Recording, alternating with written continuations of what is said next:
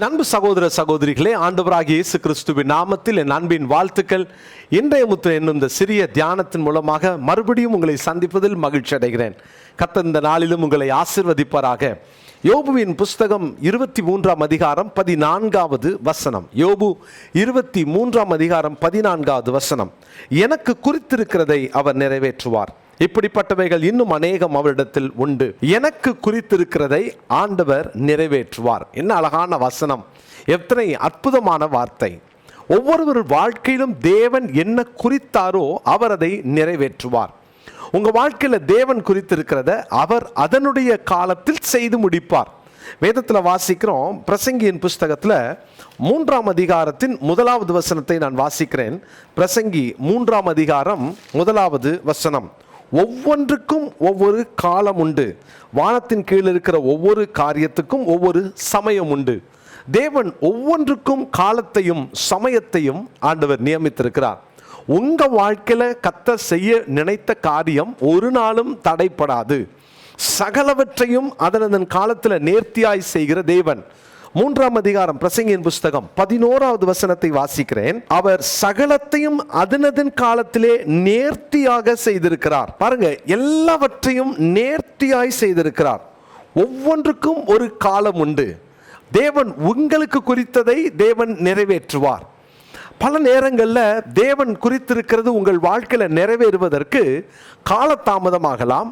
சில நேரம் தேவன் குறித்த காலம் ஏன் இன்னும் என் வாழ்க்கையில் வரல அப்படின்னு சில நேரம் நம்ம கலங்குறோம் இல்லையா? என்ன காரணம் அப்படின்னா, நாம் செய்ய வேண்டிய சரிப்படுத்த வேண்டிய காரியத்தை நாம் சரிப்படுத்தி தான் ஆக வேண்டும். நாம் சில நேரங்களிலே தேவன் குறித்திருக்கிறதை பெற்றுக்கொள்ள முடியாம, சுதந்திரித்து கொள்ள முடியாம, அதை அனுபவிக்க முடியாம சில போராட்டங்கள் வழியே கடந்து போகிறோம். அதுக்கு காரணத்தை பார்த்தீங்கன்னா, தேவன் அதை நியமித்ததை நமக்கு செய்ய வல்லவர், குறித்ததை செய்ய வல்லவர். ஆனால் நான் அதை பெற்றுக்கொள்வதற்கு ஆயத்தமாகவில்லை. அப்போ நான் எந்த விதத்திலே தேவன் எனக்கு குறித்திருக்கிறதை நான் பெற்றுக்கொள்ள முடியும், எப்பொழுது பெற்றுக்கொள்ள முடியும், அதை தான் இன்றைக்கு உங்களோடு நான் பகிர்ந்து கொள்ள விரும்புகிறேன். 102ஆம் சங்கீதம் 13வது வசனத்தையும் நான் வாசிக்கிறேன்.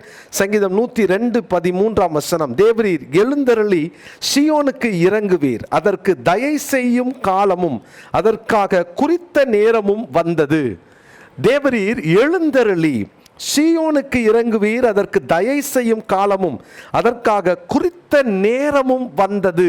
தேவன் அவர் நமக்கு குறித்ததை செய்ய அவர் அவர் அவர் நியமித்த அந்த நேரம் நிச்சயமாய் நம்முடைய வாழ்க்கையில் வரும்.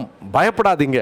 ஸோ நான் எப்பொழுது அதை பெற்றுக்கொள்வேன், நான் அதை சுதந்திரித்துக் கொள்வதற்கு என்ன செய்வது? நான் இன்றைக்கு முதலாவதாக நான் இந்த ஒரு சில நாட்கள் இதை குறித்து தான் பேச போகிறேன். தேவன் குறித்ததை மனிதன் பெற்றுக்கொள்ள வேண்டும் என்றால் என்ன செய்யணும், அது வரைக்கும் நம்முடைய வாழ்க்கையில் நம்ம எப்படி நடக்க வேண்டும், அவர் அதை நமக்காய் நியமித்திருக்கிறார் என்றால் அதை பெற்றுக்கொள்வதற்கு நான் என்ன செய்ய வேண்டும், இதை தான் இன்னைக்கு நம்ம தியானிக்க போகிறோம். என்னோட வேதத்தை திருப்பிக் கொள்ளுங்கள். முதலாவதாக அப்போஸ்தலனாகிய பேதுருவினுடைய 1ஆம் நிருபம் 5ஆம் அதிகாரம் 6வது வசனம். 1 பேதுரு 5:6 வாசிக்கிறேன். ஆகையால் ஏற்ற காலத்திலே தேவன் உங்களை உயர்த்தும்படிக்கு அவருடைய பலத்த கைக்குள் அடங்கியிருங்கள். அவருடைய பலத்த கைக்குள் அடங்கியிருங்கள். முதல்ல அடங்கி இருக்கிறவர்கள், தேவன் குறித்த காலத்தை நான் பார்க்க, தேவன் குறித்ததை நான் பெற்றுக்கொள்ள, தேவன் குறித்த அந்த நல்ல நன்மையை நான் சுதந்திரித்துக் கொள்ள அடங்கி இருப்பது எங்கே? தேவனுடைய கையிலே அடங்கி இருப்பது மிக அவசியமான காரியம். பிரியமானவர்களே, தேவன் குறித்தார் என்று தெரியும், தேவன் நமக்கு நியமிச்சிட்டாரு, எனக்காக வச்சிருக்கிறாருன்னு தெரியும்.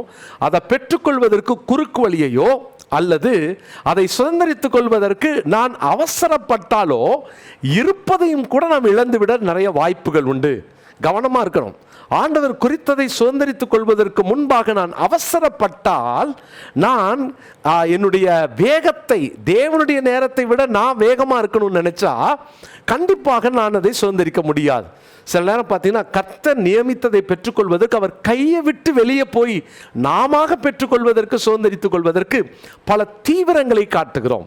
ஒரு நாளும் இதை செய்யக்கூடாது. காரணம் என்னன்னா, நம்முடைய வாழ்க்கையில் தேவன் குறித்த எந்த நன்மையையும் நாம் சுதந்திரித்துக் கொள்வதற்கு ஆண்டவர் நமக்கு தயை கொடுக்க தேவனா இருக்கார். ஆனால் அது வரைக்கும் நாம் அவருடைய கைக்குள் அடங்கி இருக்க வேண்டும். அதாவது அவர் எனக்கு செய்யட்டும், அவர் எனக்கு கொடுக்கட்டும், நான் தேவனுடைய கைக்குள் இருக்கிறேன் என்ற அந்த உணர்வோடு இருக்க வேண்டும்.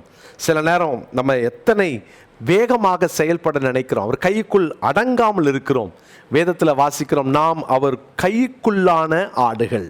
மறந்துடாதீங்க, நாம் அவருடைய கைக்குள்ளான ஆடுகள். அவருடைய கையை விட்டு ஒருவேளை நாம் திமிருவோம் என்றால், அவர் கைக்குள் அடங்காமல் நாம சொந்த முயற்சிகளை எடுப்போம் என்றால், அவர் கொடுக்கும் வரைக்கும் அவர் கைக்குள்ளே இருப்பேன் என்ற அந்த நிலையை விட்டு விடுவேன் என்றால் நம்மால் பெற்றுக்கொள்ள முடியாது. பிரியமானவர்களே, அடங்கி இருப்போம், தேவனுடைய கைக்குள் அடங்கி இருப்போம். என்ன அர்த்தம் தெரியுமா? 1, கீழ்ப்படிதல். 2, நான் காத்திருக்கிற தன்மையை குறிக்கிறது. 3வது, நான் எந்த முயற்சியும் எடுக்க போறதில்ல, நான் உங்கள் கைக்குள் அடங்கி இருக்கிறேன், நீங்க செய்வதை, நீர் கொடுப்பதை நான் என் வாழ்க்கையில பூரணமாக ஏற்றுக்கொள்கிறேன் என்று அந்த நிலைப்பாட்டுக்குள் வருவது. இன்னைக்கு அப்படிப்பட்ட ஒரு இருதயம், மனப்பான்மை நமக்குள்ள இருக்கிறதா? அருமையான தேவனுடைய பிள்ளைகளே, வேதத்தில் ஓசியாவில் வாசிக்கிறோம், இஸ்ரவேலையும் எப்ராயிமையும் ஆண்டவர் கடிந்து கொள்ளும் பொழுது அது என் கைக்குள் அடங்காத கிடாரியை போல் இருக்கிறது என்று ஆண்டவர் வேதனைப்படுகிறார் இல்லையா? நீங்களும் நான் அப்படிப்பட்ட ஒரு பேரை எடுத்துடக்கூடாது.